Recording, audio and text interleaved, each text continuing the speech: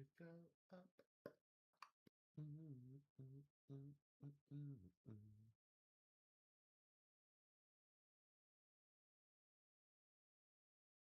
Is it?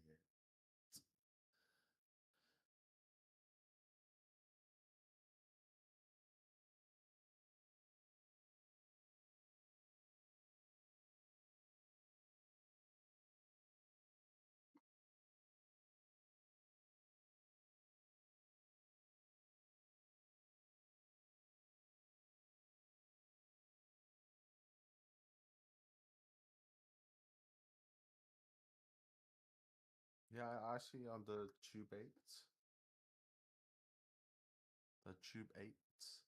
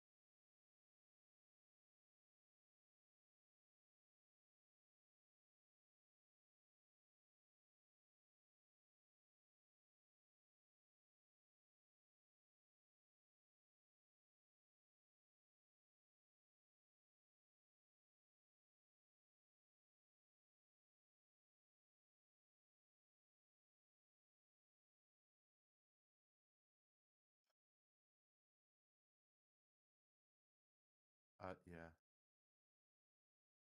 Unmute Streamlabs, mute Discord. Oh no, just completely disconnect from Discord. Because it's gonna pick up audio from the Discord as well, because from your headphones.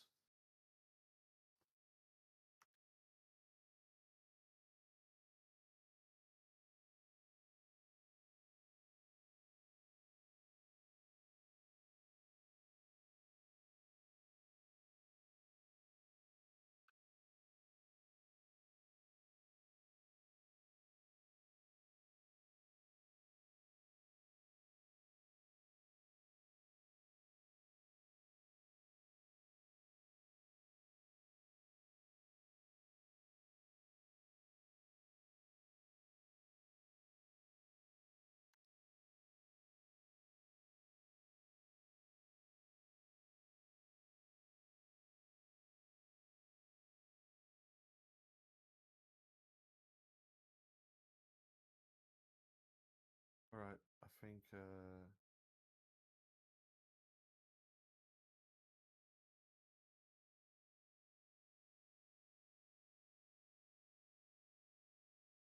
yeah, I think we're good.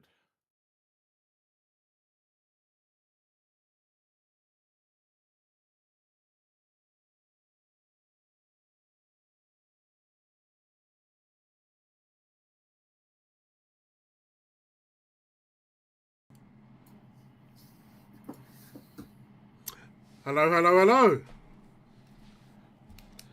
We are back. We are back on your noggin.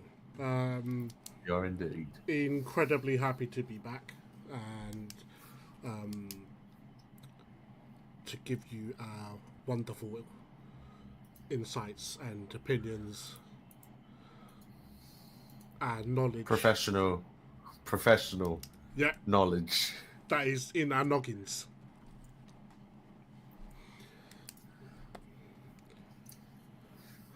How have you been? How's your week? I wish I could say fantastic. But am I surprised? No, no, not really. I mean, there was some interesting results, but of course, regarding my own team, is the not so happy scenes, I'm afraid. Yeah, can't say much for myself. I've been a pretty happy bunny this week. I bet. Can't complain. I bet.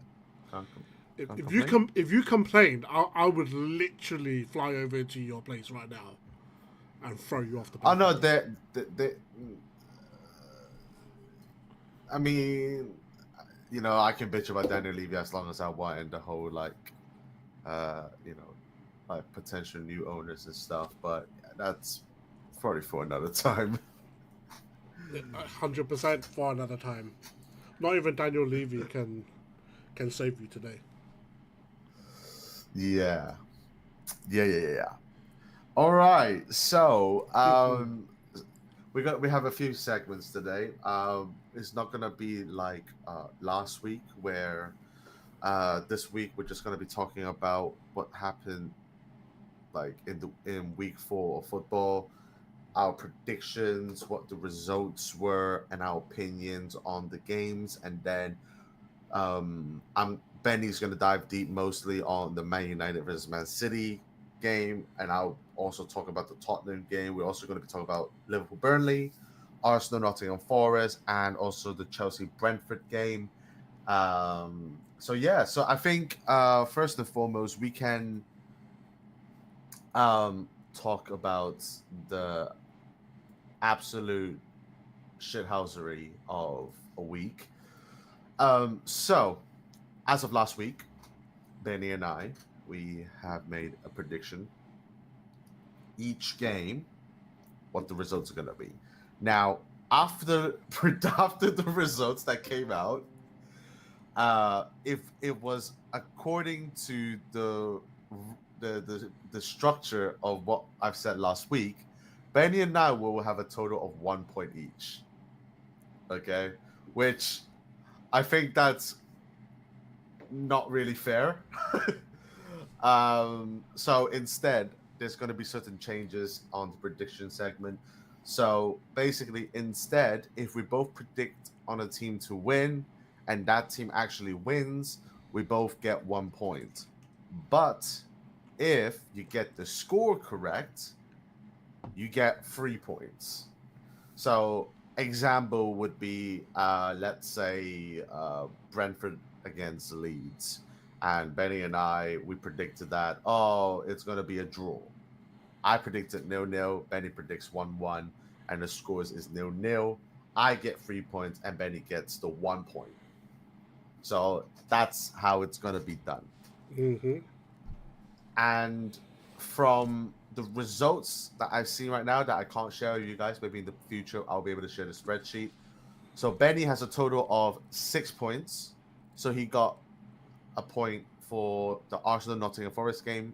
So that game ended up being 3-0 to Arsenal. Benny got 2-0. And I predicted 1-0. But I have first said that they were going to win 3-0. But I did change in the end to 1-0, so I get the 1 point. Bournemouth Brighton, it was 2-1 to Bournemouth, and then Benny got the 1 point. He predicted 2-0. I predicted a draw as a 1-1, so I don't get a point. Newcastle versus Wolves, which is a very disappointing result in my eyes, 1-0 to Newcastle. Benny predicted 3-0, which he got the point, and I predicted 4-0, which I get the point. So, yeah, Everton, Aston Villa, 0-0. We both get points for that because we both predicted a draw. Crystal Palace, Sunderland, it ended up being 0-0 as well, which both Benny and I, we didn't get any points from because we both predicted Crystal Palace to win. Fulham against Leeds, Benny predicted 0-0, so he didn't get a point. He didn't get any points for that, but I get a point for predicting 3-2. So, make it make sense. So then West Ham Tottenham, it ended up being obviously 3-0 to Tottenham. Benny predicted Tottenham to win 2-1, so he gets a point, and I predicted 2-0, which I also get a point. The biggest, I would say, upset was the Brentford Chelsea game, which in my remarks I mentioned it is the fastest prediction we've made in this week, in that week. So it ended up being 2-2. Benny predicted 4-0, and I predicted 4-1, both for Chelsea. So we didn't get any points from that. Burnley against Liverpool ended up being 1-0. Benny predicted 3-0, so he gets the point, and I predicted 3-1 for Liverpool, which I get the point. And then Man United against Man City ended up being 3-0 to City. Benny doesn't get a point because he predicted United to win, and I predicted a 0-0 draw, so we don't get any points. So it ended up being a 6-6, basically like 6-6. So that was the scoreline of this week or last week. So currently, we're both on 1 point with a 6-goal difference each shared upon us. Now, I don't know how you feel. I feel like shit after I found out the results. Yeah, we didn't. It wasn't great. I think we didn't get a single score correct. Yeah, no. I mean, I could have, but I doubled down on myself. Coulda, woulda, would like you decided on 1-0 in the end. Like it would have been the worst footy accumulator ever if we did that in the UK. Yes, this would have been really bad. But I think here is the thing. Last week we have like West Ham beating Nottingham Forest 3-0 away from home. Yeah. Bournemouth is currently 4th place in the table. This year, I have a feeling there's going to be a lot of bullshittery going on in the league. There's going to be so many results that I think we just can't predict. Wait. Let me suggest something. Mm-hmm. At the halfway point of the season, so let's call it literally end of the year, right? So on New Year's Eve, New Year's Day, or whatever, right? We are allowed we're allowed to play one wild card, right? Where you can do one final change to your predictions. For the league, you mean? For the league. I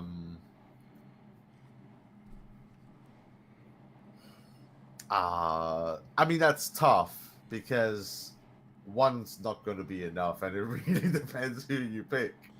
But yeah, let's go for it. So you can shake up the positions, right? And then we'll do an updated full league position, and then that will be the final. That will be the final predictions until the end. So you're only allowed to make one change, right? So for example, if I put Aston Villa to relegate, yeah.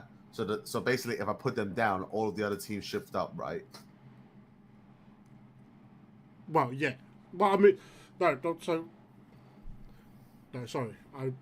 I'm not. It's not a wild card. Free hit.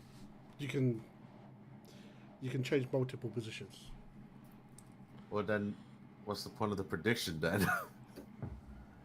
It's just like nah, because now you know you fucked up. Now you know you fucked up. You're trying to give yourself some leeway, mate. All right. Okay. Nah, Okay. You're allowed one change. All right. No. How about this? You're allowed to change your Champions League places.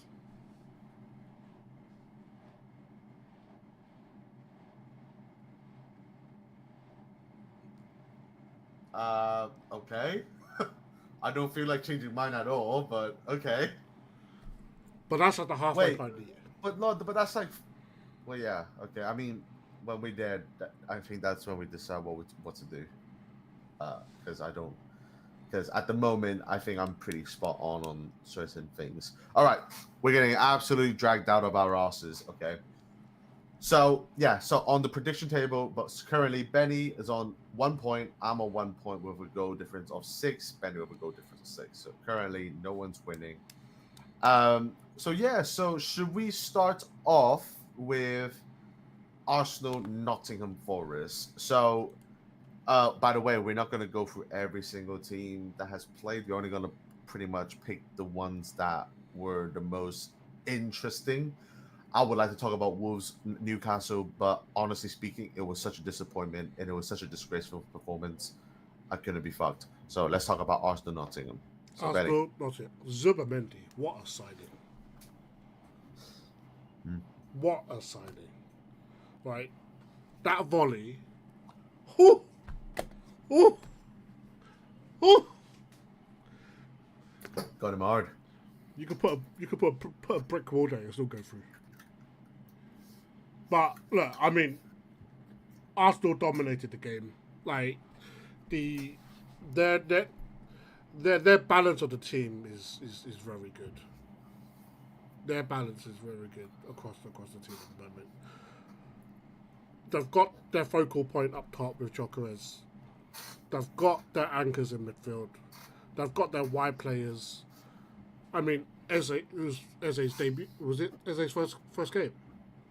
No, But second game, right? Yeah. He's got an assist already for Jokeres. Easy tapping. Simple ball across the 6-yard box. I would say it's. I'm not going to take too much into consideration on this result for Arsenal because they are playing against a pretty poor Nottingham Forest side at the moment that recently lost to West Ham 3-0. And they also got a new manager that just came in, Ange Postecoglou. So, if anything, if Arsenal didn't win that game, there were going to be a lot of question marks for this team. I personally didn't watch the whole game. I'm not even going to lie. I didn't watch the game at all. I don't even know how they scored the goals or anything. So, I'm just chatting on my ass at the moment. But I'm just saying, like, this is a sort of result that I'm expecting the likes of Arsenal to be giving us week in, week out. Because Arsenal are one of the strongest teams in the league. And I'm looking at the stats. Now, I know stats don't really, determine, like, the overall result. Yeah. But it is pretty dominant. Pretty dominant. They do. But they dominate. it was pretty dominant on the shots on target, the shots in total. But then, like, I think the passes, I mean, look, I'm looking at it, the possession is 55-45. That's relatively close for the likes of Arsenal, if you ask me. But look, it's against Nottingham. It's a new team.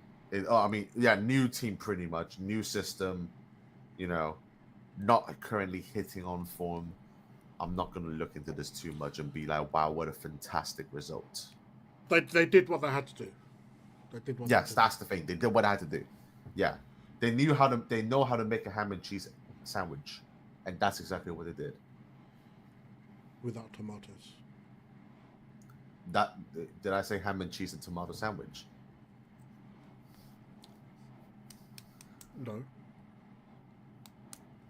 So where did the tomatoes come from? They knew to leave it out anyway. But again, as I said, they did what they needed to do. But as I say, Zubamendi is looking like a great signing. Great signing for them. Yeah. He was linked to Liverpool, supposed to go to Liverpool, and then prolonged to go to Real Madrid, and then Arsenal snubbed him up, right? I think I don't remember because I don't keep in tap with Arsenal stuff, but yeah, great signing. Jokeres, as you said, like light low tap in, like yeah. If it wasn't like 3-0, 4-0, I would have been like, it is not a good result. But they won. It's whatever. On to the next. Can't be fucked to talk about Arsenal. What's the next one? Fuck. Liverpool Burnley. Okay, now this one's interesting. Now this one catches my eye. Dr. Scott Parker. Mate, that was not a bad result from Burnley for being 0-0 to the dying minutes of the game. But Burnley had a few chances.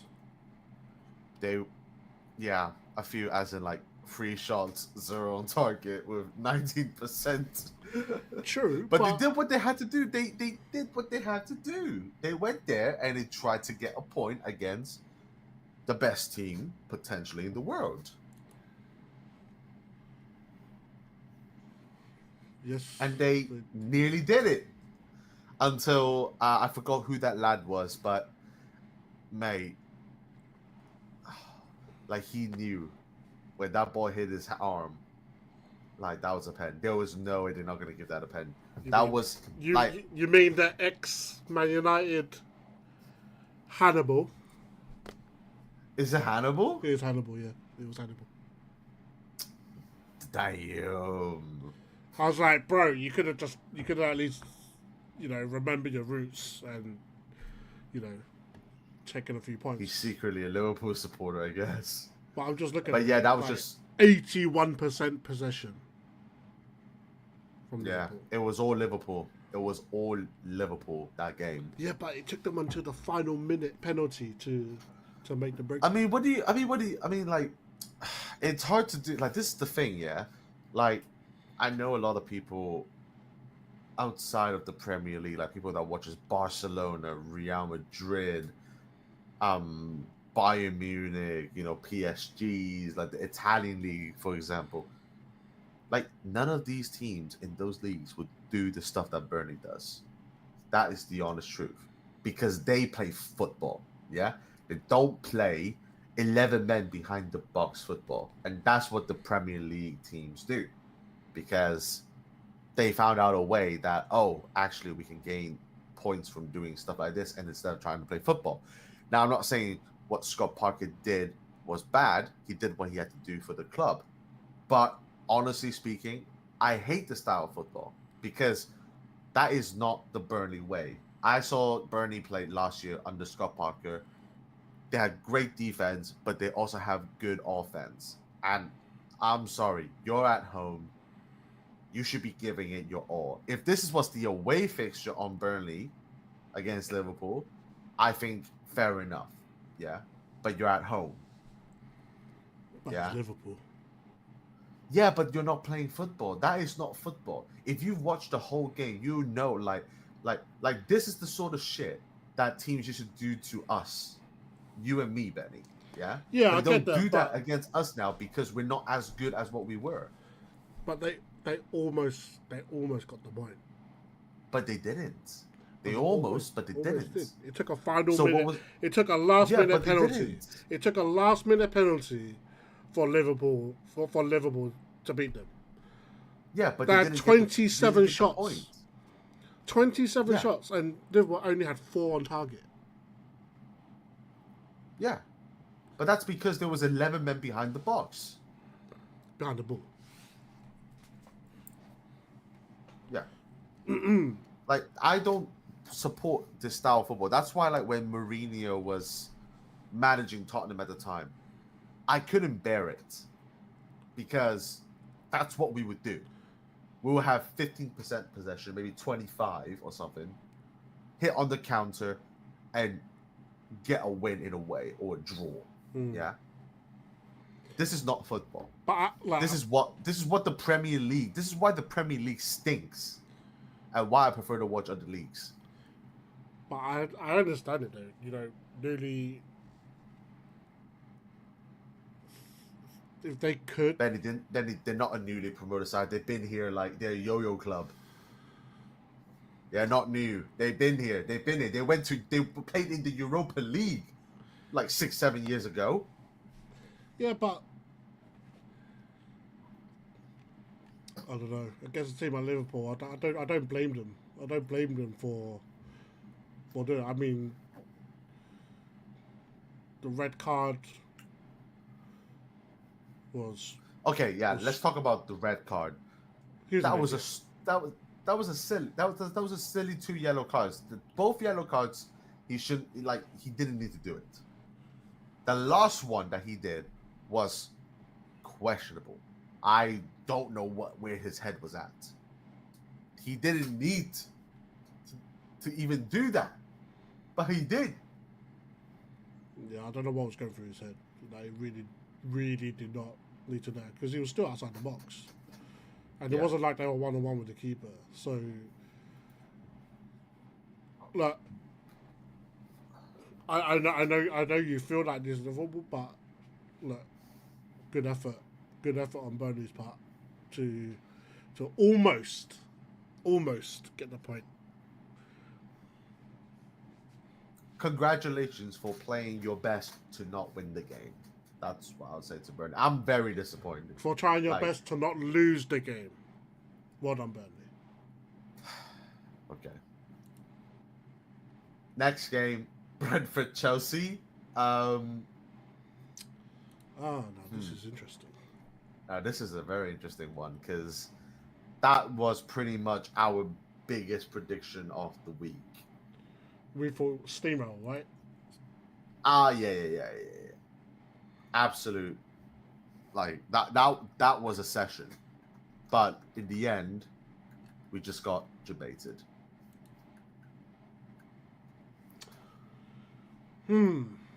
Any feedback? Any comments? Some people say, was it offside? For who? Carvalho, the final minute goal. Some say it was offside, some say it wasn't. Quite controversial. I don't think it was. I think Sharda was a bright spark, at least in the first half. Very well placed goal. I mean, I know Chelsea. Again, stats don't tell the whole story, right? Chelsea dominated in terms of stats, but Brentford gave them a little bit of trouble.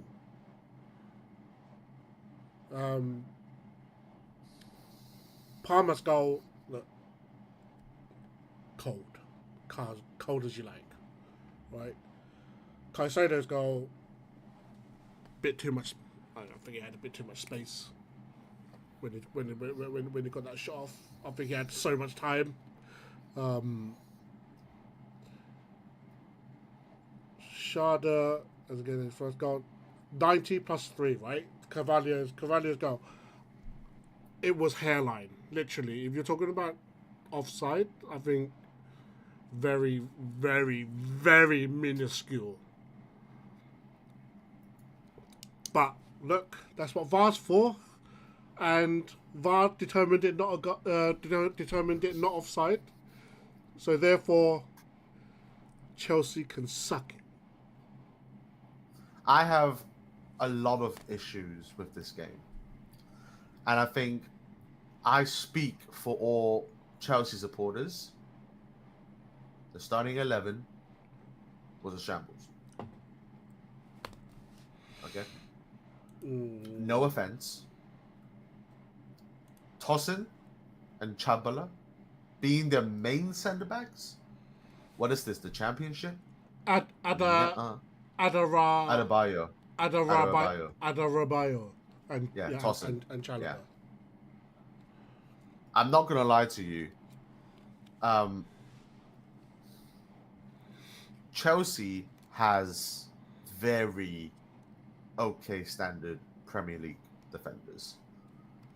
I think I honestly think Hato is going to be generational for them. I really do. But I'm sorry, this game, why was Fofana playing on the right back? Yeah, you have 2 right backs in your team. Fofana's not even a right back; he's more of a centre back.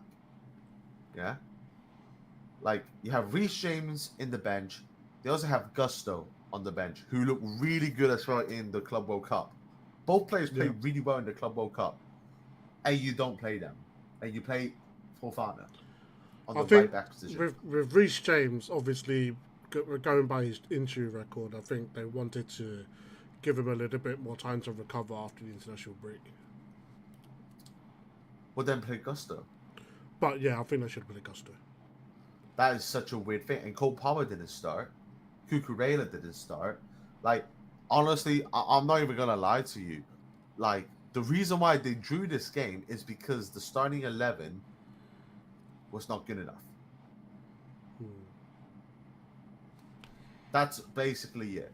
Yeah. Well, I think outside of that, the second half did look a lot better for this Chelsea squad. And it's only because of the substitute that they made. Yeah. Yeah, Palmer came on for Gittins. I mean, I don't really say much on this game. I mean, the issue is there. I mean, shout out to Brentford, really. Like, I am a huge fan of their defenders. I'm still surprised that Lewis Potter is being played as a left wing back, because when he was playing for Hull City, he looked insane as a left winger. So I am very confused as to why he's playing as left wing back. But Nathan Collins, I still think is a really good defender. I liked him when he was playing for what was it? Was it Wolves? I forgot. Van der Berg also looked really good, ex-Liverpool. Yeah. A very good player. Jensen is still doing his bits. As I said, Shard, record-breaking transfer for Brentford last season. So he's supposed to be their main talisman. Keller, it's good. Actually, honestly speaking, this is like a lot of players like, how do I say it? Their breakthroughs. I'm looking at this team and I'm like, this team could easily be picked apart again. Like, there are going to be some big teams out there that's going to be like, you know what? I want a piece of this player. Yeah. So, which is a good thing. Which shows that the club is going to the direction. But I did predict them to get relegated. So, yeah. All right. Now. By the way, just quickly, before we move on. Yeah. So, you know that guy, number 40, Buonanotte for Chelsea? Yeah. Okay. Did you see that he said, "Yeah, I'm so happy I made this move to Chelsea because I'm gonna play in the Champions League for the first time in my career." Yeah. And he hasn't been named in the Champions League squad. Imagine. Fuck around and find out. That's Imagine pretty much it. You're like, yeah, in your first interview, you're like, yeah, I'm so happy I came. I'm gonna be playing in the Champions League for the first time, and then you're not named in the Champions League squad. Oh, by the way, I just want to tell you, breaking news. Buonanotte added to the Chelsea Champions League squad after devastating injury blow for fellow summer signing. So he is in the Champions League squad. Ridiculous. Boom. I was waiting for that. Damn it. That's brilliant. Oh, that's brilliant. Honestly. Look, it makes me happy that they didn't get the win, because I don't want any happiness for Alejandro Garnacho at all. Not a single, not a single bit. So that is a good performance from Brentford to get the 2-2. Hope Chelsea lose more games. Okay. Now we're down to our last 2 games. Where do you want to start? Well, you're itching to talk about Newcastle Wolves, right? No, I'm not. No? No, I said that I can't be fucked. Oh, okay. Well, their new signing got them the goal, so... Ultimatum.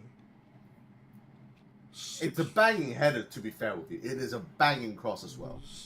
The cross was good. The header was straightforward. Okay, bitch. Okay. What's with your attitude? Oh, you want to talk about headers, huh? Okay, we'll get to that. Okay. All right. Let's go with the Tottenham game first. How about that? Yep. Because I feel like that's a little bit easier to talk to. First and foremost, what a result, especially after coming back from a loss against Bournemouth, which we looked really poor in. Really, really poor. To come out to play in a what I would say is an actual derby, yeah, because I generally despise West Ham because when I was brought up, we're around the same level as West Ham. But this meant so much to me to see us beat them in their shit yard. Yeah, their fucking Tesco Stadium. The Olympic Stadium. Well, they were gonna name it Tesco Stadium. Yeah, so imagine naming your stadium the Tesco Stadium. Have some shame. Yeah. So, but I have to say that first half was a little bit suspect. That first half against West Ham was very suspect, and especially the decision from VAR to rule out Romero's header. I would tell you something right now. That wasn't even a foul on our player. That was more of a chance of being a penalty than a foul given against Tottenham. The fact that they blew a foul on our player for that goal is a disgrace because Van der Ven didn't even push the player in front of him. It was the West Ham player behind him that pushed him. Yeah? So how is that a foul on us? It should have been 4. Yeah? That really pissed me off because I like VAR. I think VAR brings in something that we need. Yeah? But they need to keep it consistent and they need to be right every single time. Enough with this, we are sorry with our mistake and everything, blah, blah, blah. There is too many mistakes. Yeah? It's either you keep it and you be better with it, or you just fucking scrap it. Yeah? Because there's no bloody point, is there? I'd rather trust the gut of the referee than trust a bunch of fucking stupid cunts in the box upstairs dreaming, yeah, and making the wrong decision. So that's my first issue. My second issue, Kudus, my friend. I know how much this game has been to you, okay? But you don't need to take 5 million shots. I know this is against your own team. And I know you want to show off with your fancy tricks, your pace, and you want to score or go to celebrate in front of their face. I get it, yeah? But you gotta let it go, man, okay? Because there were multiple chances where if you have just made a pass, it could have led to a goal. But instead, you choose to shoot 40 yards out. So that's my second issue. And that's it. Great overall win. Xavi Simons with the assist. Yeah? With the corner for Sarr. My fucking God. When he played, I was like, I still can't believe he's here. Because this is something, like, I want people to understand, okay? Us Tottenham fans, our biggest signing was Van der Vaart. We have never, ever signed a top established player. All of the players that we have signed were either young players that have like loads of potential, or old players who have experience. Yeah. But this kid looks good. He makes our club look big. Yeah. Last year, I'm a huge supporter. You weren't good enough. This year, I am rooting for you. Yeah. Kudus, the beast on the right. Sarr, running shit. Lewis Bergvile. Mate, I've been saying this for ages. Start this kid. Because he reminds me of Dele Alli. Yeah? He reminds me of what Dele Alli used to be. And he is showing it. Paulinho! The days that I was begging for a proper CDM, that is not Basuma, is here. Van der Ven and Christian Romero. I know last year we had bad results. We lost 22 games. But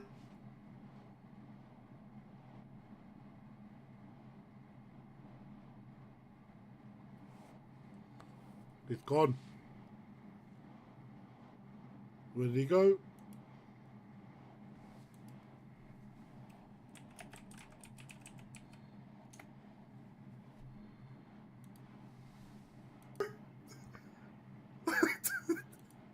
You need to calm down. Did I die? Was I cooking? Was I cooking? You need to calm down.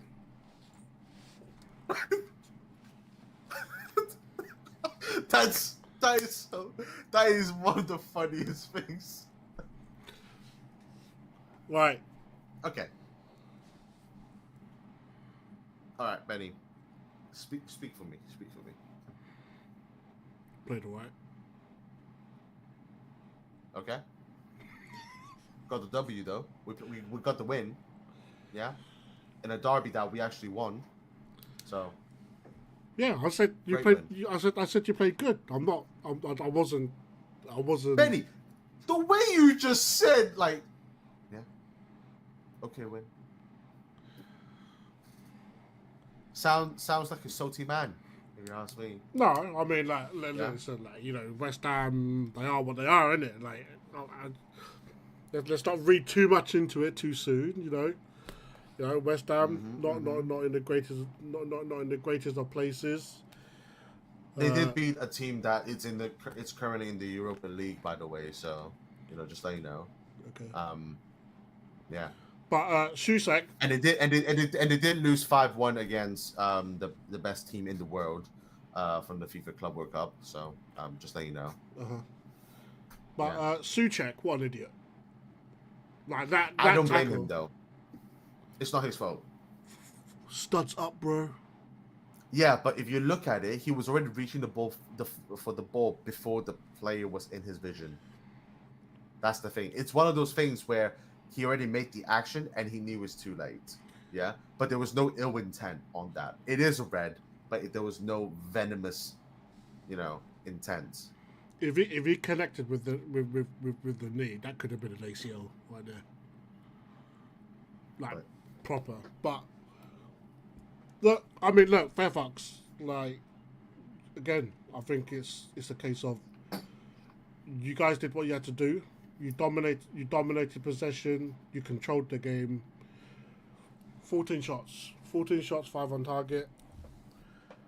That's not a bad turnaround. So 3 out of the 5 on target were goals. So we're fucking massive. And big. We are back. We are back.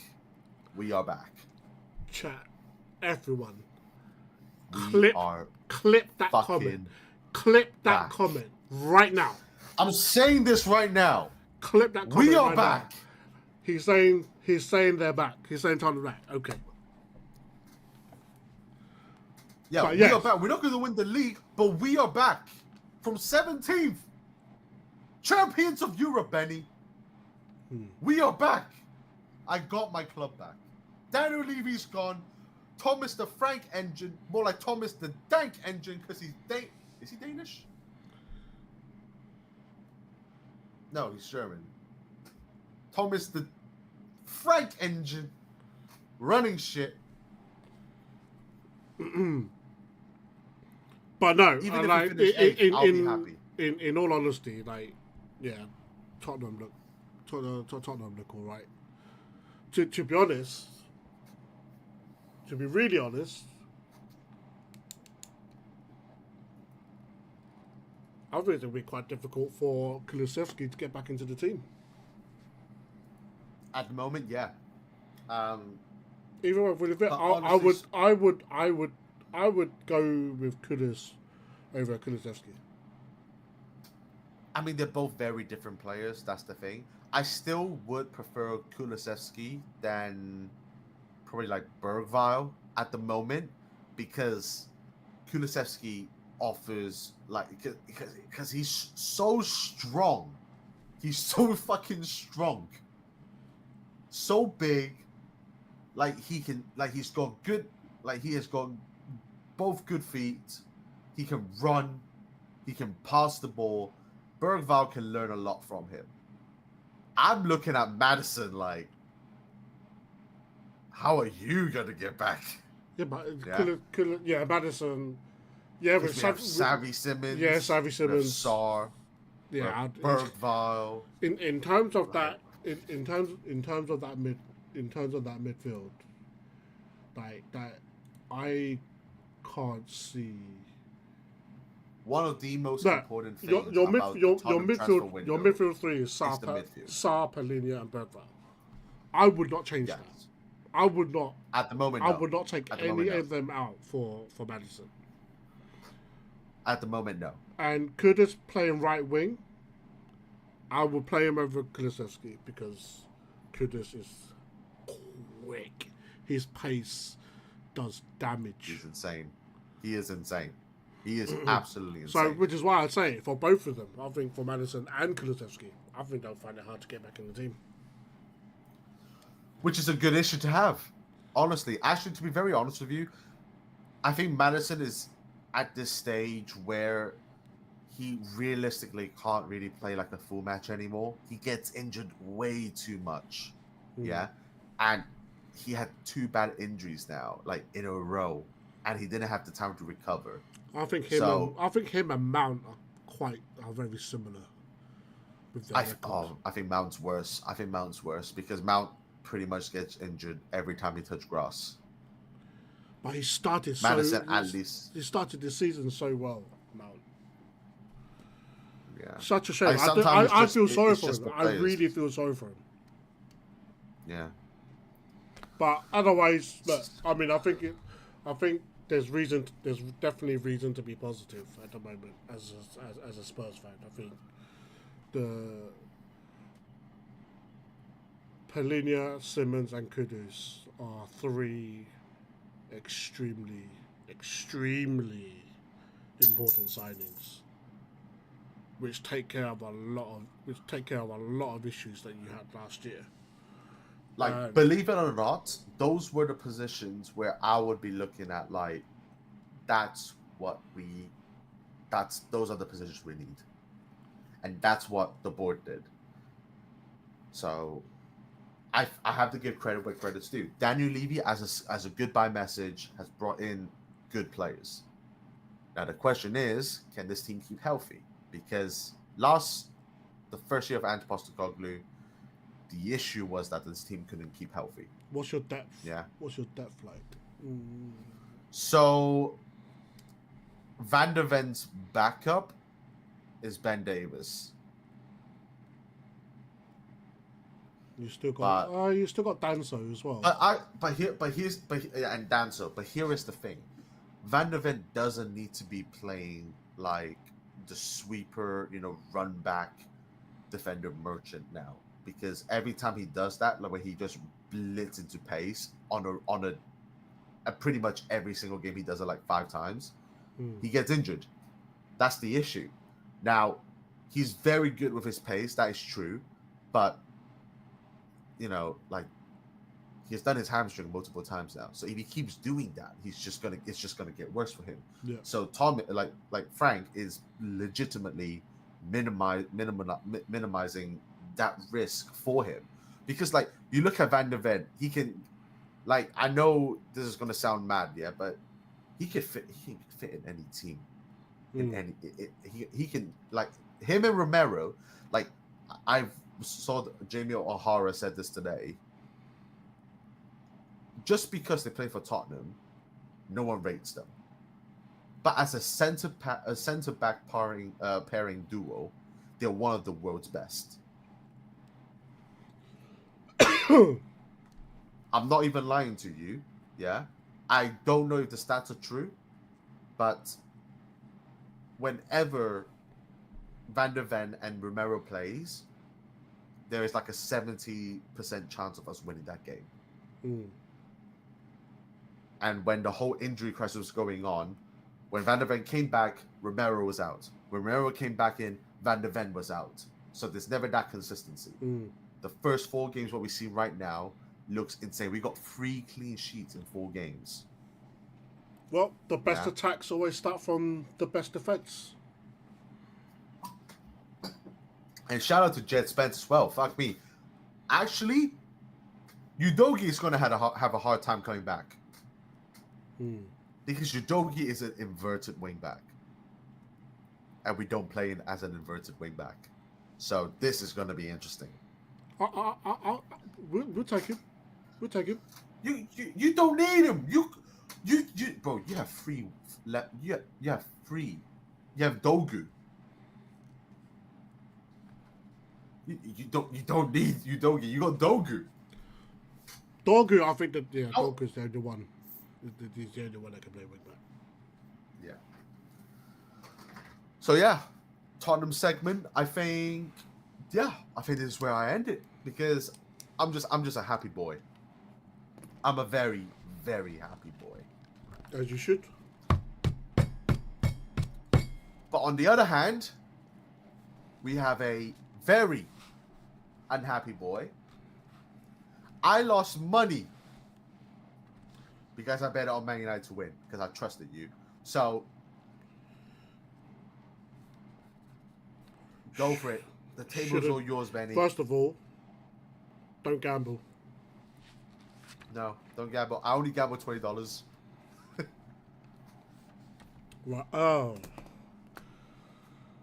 Where do I begin?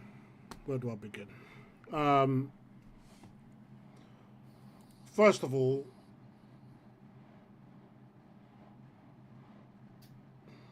I mean, we didn't even turn up. In all honesty, one second.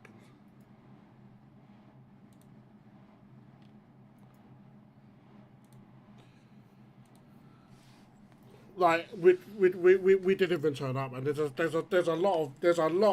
lot of issues here, and the reason why I say that is because Man City didn't even play that well. Realistically, they were like they weren't even in third gear. They didn't even play that well. I think their goals were gifted to them on a platter. It was just so fucking easy. The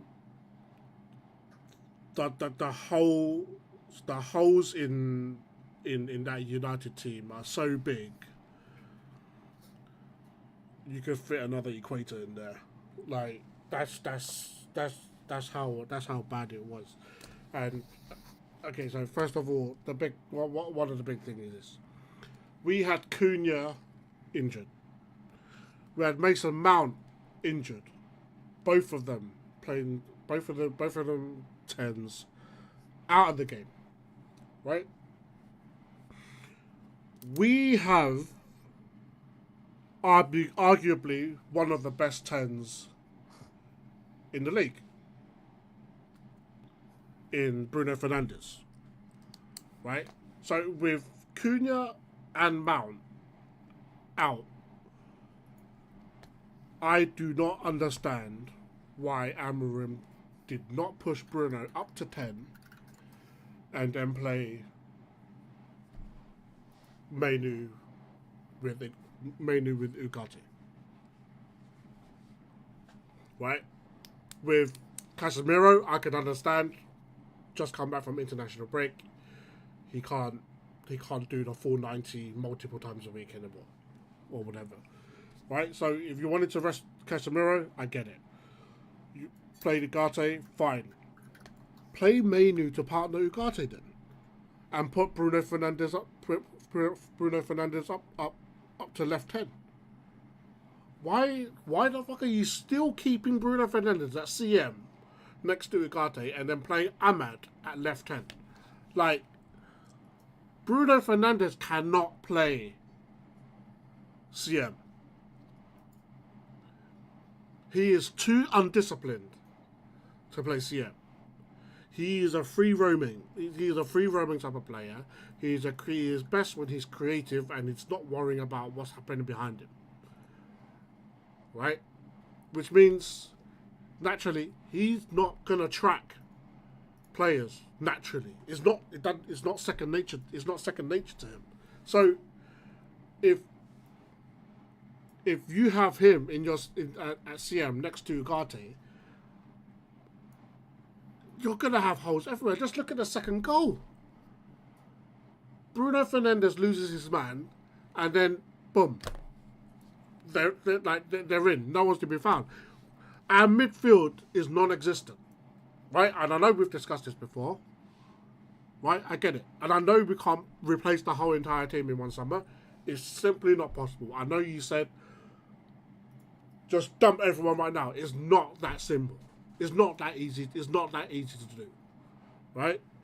We are missing, at minimum, we are missing half a team. And that half a team is the two CMs. So either two CMs or one CM and one CDM. Right wing back. Left centre back. Because Luke Shaw is not it.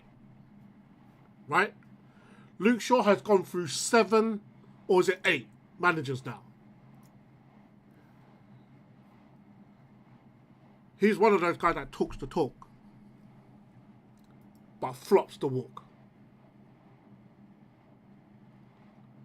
Right? Luke Shaw was shocking. In fact, actually, let's be honest, the whole team was shocking. The only bright sparks was Mbeumo and Ugarte. He did okay. So now you've got, from the start, you had the media, you had, like, obviously the media on Amorim, like, are the players starting to turn on Amorim because they can't adapt to, like, in my opinion, it's not on Amorim. It's on the players, because if you look back to the team, the starting lineup that's against Tottenham in the Europa League final, something ridiculous like 8 players from that team are still here.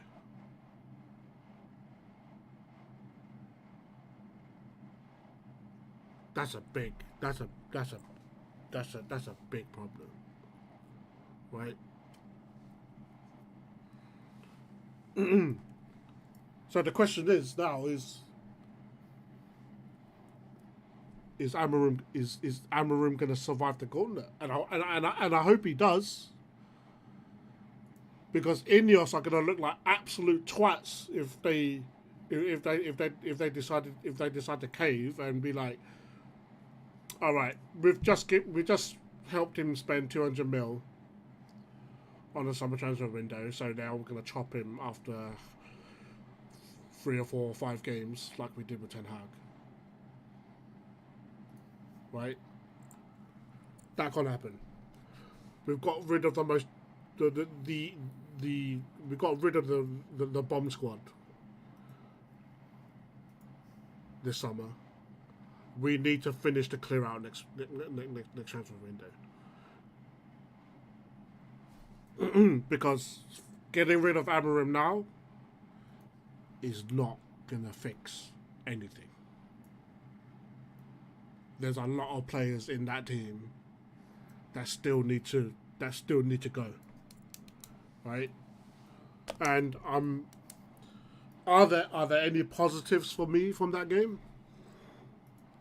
As I said, Mbeumo looked bright. Ugarte did okay. That'll be good. Like, we lost, but he did nothing wrong. He did his job. And I remember saying to you, Sesko is better than Highland. So I saw a few plays in the game where he takes the ball or he's attacking the ball in the air, to link with other players, and I think eventually he will come good. As when we can finally make and rebuild our midfield, only then will this attack flourish? At the moment, there's a huge cavern between defense and attack. And it's frightening to see. But it's not surprising. I'm not surprised. I know why they did what they did in terms of buying Mbeumo, Cunha, and that. They knew Mount was potentially injury prone. They knew Bruno Fernandes potentially could potentially go next season at the end of next season. So I get it. They're completely rebuilding. They're completely rebuilding the attack. But that midfield, I don't understand. I don't understand how you could overlook that midfield. Like the keeper, we don't know yet, right? Maybe I'm hoping Lamens will come good when he starts to play. But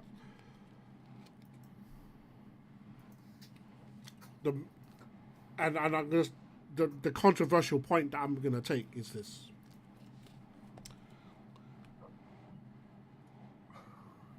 I think United should have accepted the 90-odd million pound bid from Saudi for Bruno Fernandes this summer.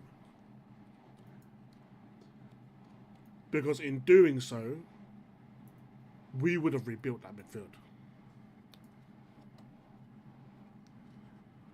But instead, we've got him playing deep line playmaker, who's with add-ons of defensive duties.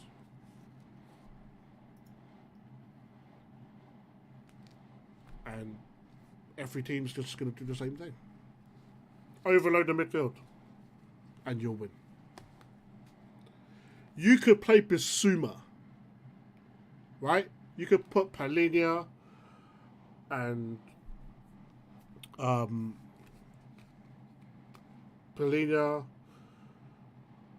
Bergvall. You can put them on the bench. You can put on Bissouma and some kids. Just overload that midfield. You'll win.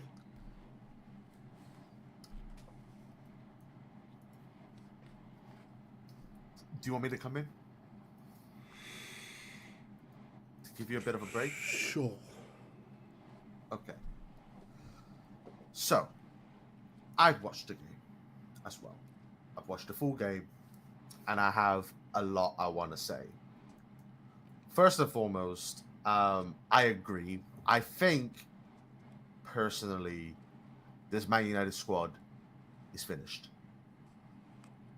I do not believe this Man United squad is going to do bits this year under Amorim. This manager, he is way out of his depth. He is not the manager that Man United fans thought they're going to be getting, because he had one good season with Sporting, and Gyökeres was banging goals left, right, and center in a league where you can probably only name 3 to 4 teams. Yeah? And they had 2 good games against Man City. That's about it. That's all it took for the Man United board to bring Amorim in. I told so many Man United supporters that I know that he ain't it. Yeah? He is not the manager that's going to bring you back to the glory days. And you know what I saw on social media? Gassing up this manager, saying he's the next Sir Alex Ferguson. He's what's going to bring us back. He's going to win us the Champions League, the Premier League. I told you, since the day that he joined, he ain't it.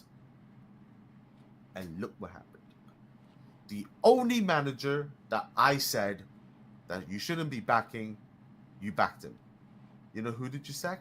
Van Gaal. Do you know who you guys sacked? Solskjaer. David Moyes did better than Amorim, and he got sacked. How is this owner of yours So fucking stupid. There is nothing there. He's so stubborn. He only has one system, and you play in a 3 at the back, 5 at the back. You're Man fucking United. When was the last time I said Man United ever played 5 at the back? Never. What is this? You never. Yeah? That's the thing. 5 at the back shows weakness. It shows that you're defensively sound and you play and you build up to the attack. Right now, you got none of that. Amorim is way out of his depth. I think some of these players that are playing in this Man United team are way out of its depth. Yeah. And I even think, and I told you this yesterday, you guys have to make more signings. You guys have to. Problem number one, I agree. You have one of the best number 10s in the world. Why are you playing him in deep line playmaker? Makes no sense. The first goal that Man City scored was because of Bruno Fernandes. Yep. He was walking for 4 whole seconds during that attack that led to that goal. Bruno Fernandes, Phil Foden was on his side, level with him. Phil Foden ran in front of him while Fernandes was still walking. That wasn't a Man United problem, mate. Okay? That wasn't a Man United problem. That was a Bruno Fernandes problem. Yeah? He was the one that let that goal go in. Because if he even told Luke Shaw that man on, Luke Shaw would have been able to go to that player. Yep. Yeah? That was all Bruno Fernandes' fault. And I don't even care what position he was playing at. I do not care. Because as a professional footballer and as a club captain, you have to be giving your all, you have to be directing your teammates, and that is what he should have done, but he did not do it. Goal number 2. Honestly speaking, that whole defense was washed. Yeah, they absolutely ripped you apart. I don't even know who O'Reilly, right? Is that the defender's name, the left back for Man City? How can you guys make him look incredible? I've never heard of this guy. I've never heard of him. Do you know what's mad? They did not play fullbacks this whole game. The whole game, they did not have a single fullback on the pitch. Or an established fullback. They have the Guardiola, who's really a left-sided centre-back. Yeah? Him as a left-back, not really that good. Yeah?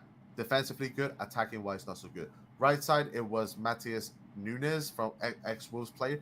He's a terrible right back. Yeah?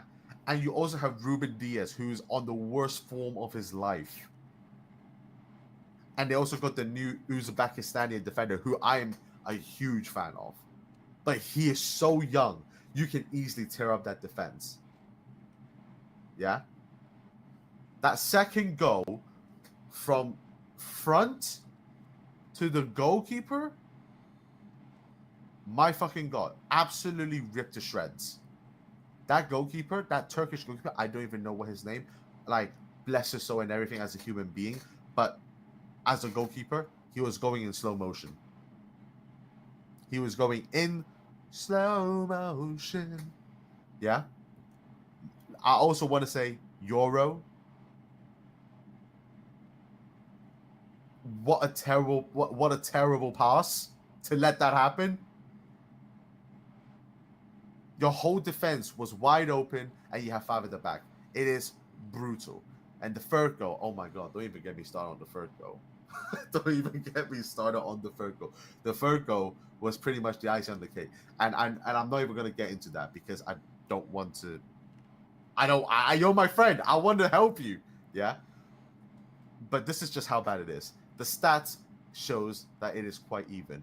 If I'm being very honest with you, the first 15 minutes of the game, you guys look good. And then when you're 3-0 down, that's when most of the shots came in. So even the stats was deceiving. This team that you put in 5th place lost to a Man City team that was on 4th gear. Nah, not even 4th gear. They were on parking.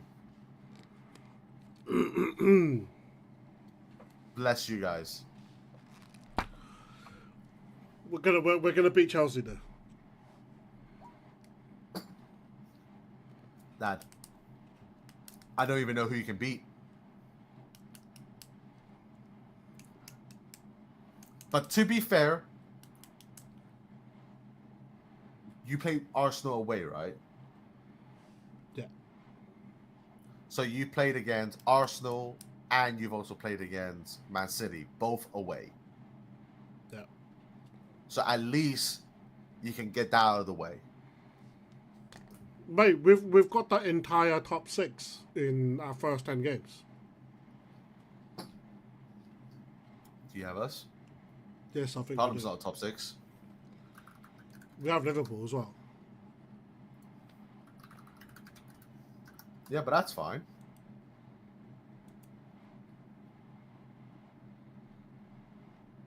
We have you guys in November. Damn, do you know what I've just realized? Tottenham, November 1st, got Chelsea. And then we got Man United. And then we got Arsenal. And then we got PSG. And then we got Newcastle. Damn. Like, it's no excuse. Like, no matter what, you got the top 6 team playing in the first 10 games. It shouldn't even matter. Yeah? You can't be giving yourself excuses like that. Being like, it's fine to lose. It's the first 10 games. It is no excuse. Yeah, I will say this, and I'll say it again. Amarin is going to be the first manager to get sacked. Yeah, you're the only manager that your Dookie club has decided to back was the only manager that looked the worst. The silver lining, though, there's a silver lining. Benny, there is no silver lining, Benny. Our women's team beat London City 5-1. Yay. Name me one. Name me 3. Don't look. I see you looking, you cunt. I see you looking. I'm not. Yes, you are.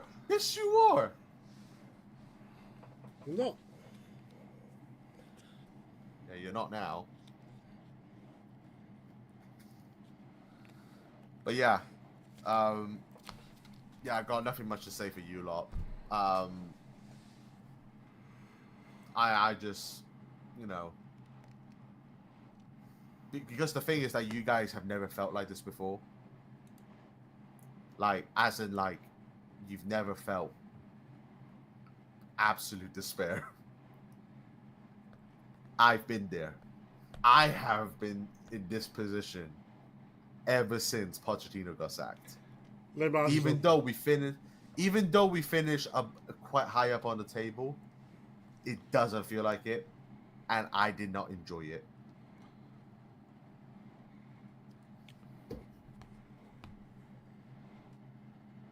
Man United next game is against Chelsea, right? It's on a Saturday night.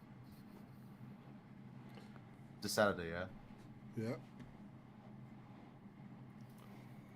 Shall we do a watch along? Oh, fuck me.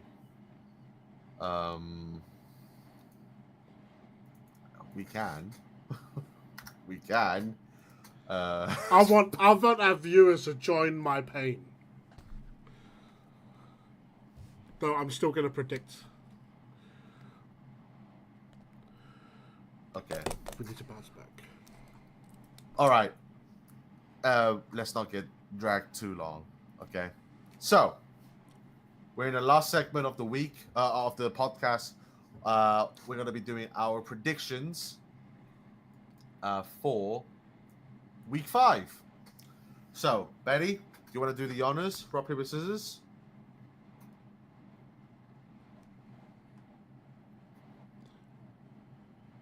Rock, paper, scissors. It's so delayed. There's no point. I got rock. I put rock. No, you cheated. Okay, how about this? Okay. No, you went first last week. I'll go first this week.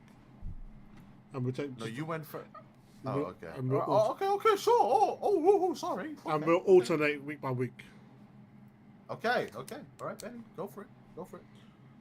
So Liverpool against Everton. Liverpool at home. Liverpool, Everton. Merseyside derby. Yep.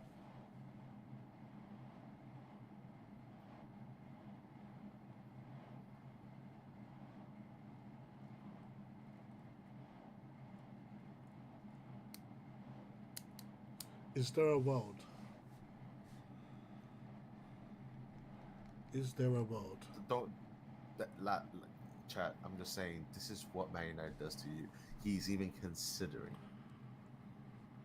He's considering the best team in the world to lose to a small team like. Well, I mean, Everton's not small, are they?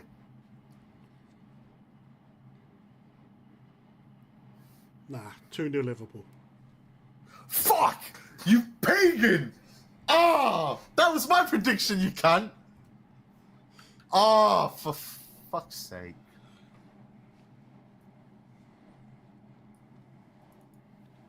Okay, I'm gonna go 3-1 then. Oh, for God's sake.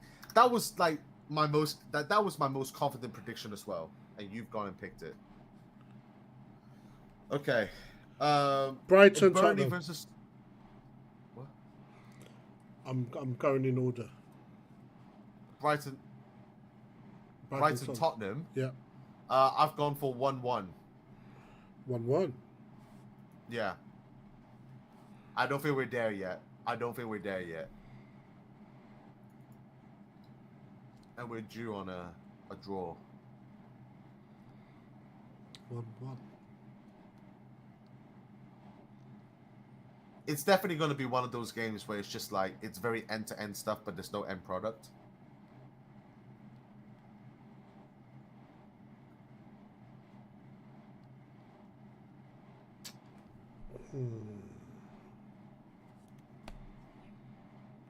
Have you not made your predictions already? No. The fuck? You're supposed to make your predictions already. I think 2-1 Tottenham. All right, 2-1 to the mighty Tottenham Hotspurs. Next game, Burnley, Nottingham Forest. Burnley, Nottingham Forest. You know what? I'm going to go Burnley 1-0. Okay, thank God. I went Burnley 2-0. So, next game is it West Ham Crystal Palace? West Ham Crystal Palace. I went 1-0 Palace. 1-0 Palace. Yep. I don't believe in the hammers of frauds. I see Palace winning that.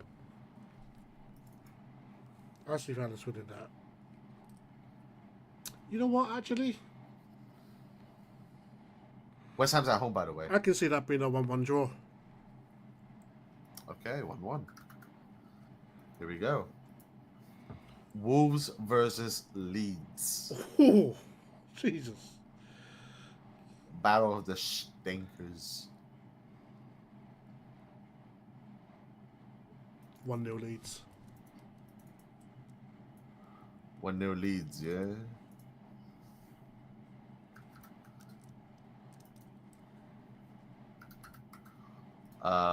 I went for 1-0 Wolves. Next game, Man United versus Chelsea. I went for 3-1 Chelsea.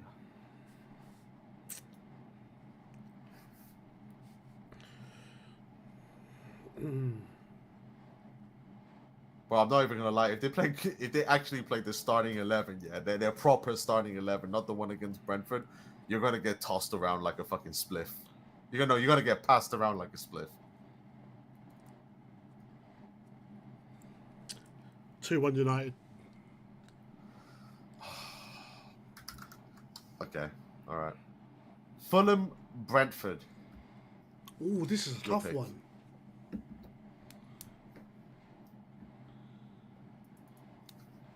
I can see this being 2-2. 2-2. All right. I went for 2-1 Fulham. Next one, Sunderland, Aston Villa. I went for 2-1 to the Black Cats. Sunderland, Villa. 2-1 to Sunderland. You're going 2-1 Sunderland, right? Yeah. Sunderland, Villa. 1-0. 1-0 Sunderland. Next game, Bournemouth, Newcastle.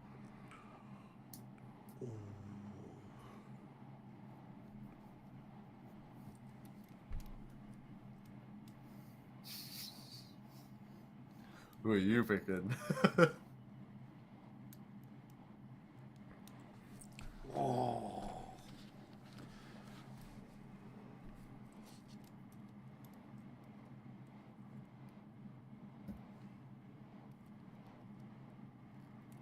1-0 Bournemouth.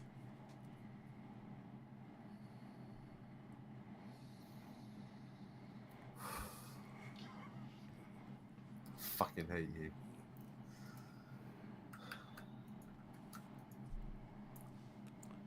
You know what? Just because of that, I'm picking 1-1.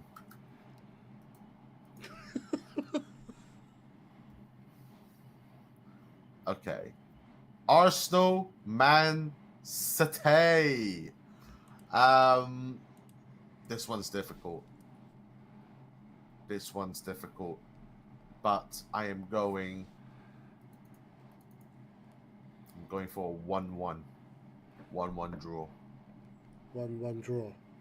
It's gonna be I think it's gonna be one of those games where Man City looks insane. Arsenal parks the bus, does fuck all because they're too scared, like a bunch of pussies that they are, and they're gonna get 1 point each. I'm going 2-0 Arsenal.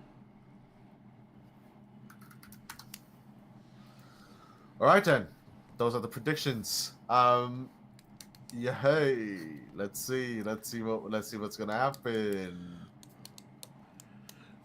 And we're gonna do. Yeah, at the moment, we're penciling in the watch along for the Man U Chelsea. Yeah, I'm not 100% sure if I can do that, but I will let you know. Maybe you can do it on your potential personal channel if you want. I'm not sure I'm ready for that kind of pain yet. So you need someone to be here with you. I need the emotional support. I mean, what's this? I swear, is Tottenham playing on the Saturday? Yeah, they are. So normal time kickoff, 3:00. So we can do. So 10:00. We can do that, the Tottenham Brighton game, and then we can go for the Man United Chelsea. I think let's play it by ear. So you're okay with doing the Chelsea game, but you're not okay with doing the Tottenham game? There are reasons for that, which you will understand.